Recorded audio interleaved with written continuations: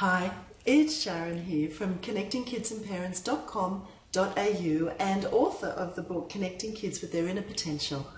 And I'm so happy to welcome you to the third of this video training series for parents, where today we will be looking at connecting with our children and this elusive space between parent and child where we actually meet.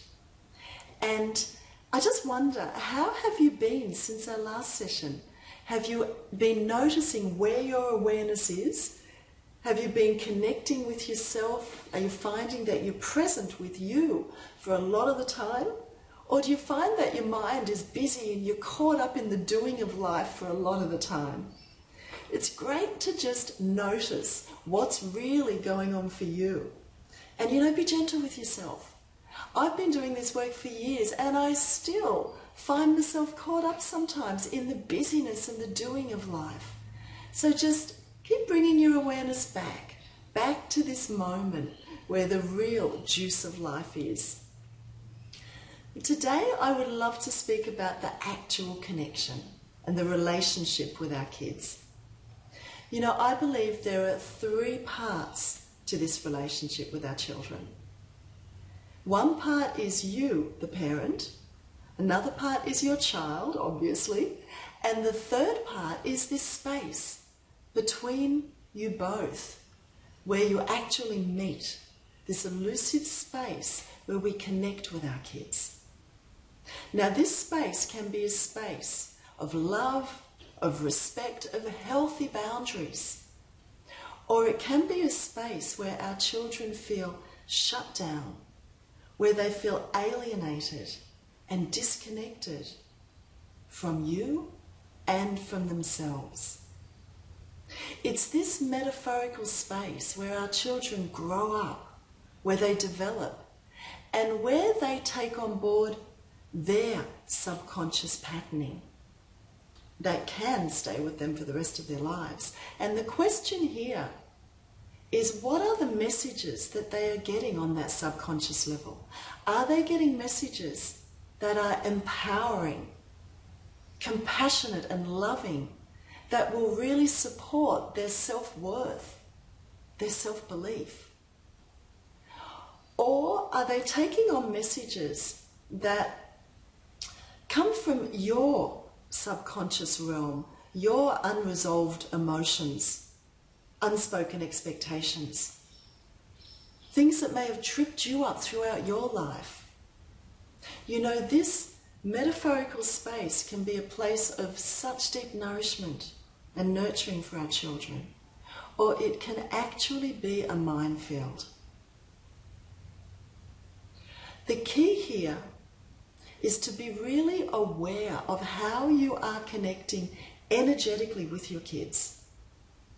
It's not just the words that you use, but it's the way that you are using those words, the way that your body language is, what your body language is conveying, the tone, the unspoken expectations that get dumped into the space, your unresolved emotional baggage that seeps out into this precious, precious space.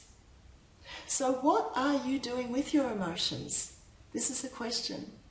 Do you suppress them? Shut them down? Do you put on a happy face or wear a mask that everything's okay, but underneath you're boiling inside, because that is what's going to get dumped into the space? Or maybe you project your feelings, or you dump them into the space in the form of angry outbursts, impatience, reactivity. In the busyness of the morning rush, do you sometimes find yourself in the next room calling out to your child, "Hurry up, get your coat on, have you brushed your teeth, quickly, quickly, we're running late"? Do you hear yourself speaking like this?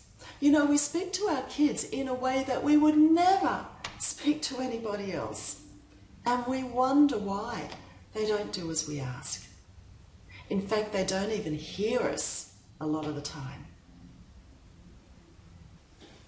When you are consciously aware and present and willing to own your own feelings, whatever they are, then you are fully available to connect with your child in the way that is the most nurturing and nourishing for them.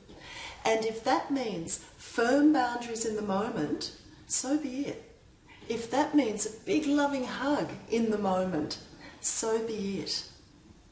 When you are able to really connect with yourself, then you can hear that inner voice, your own intuition, that deeper knowing of the right action in the moment.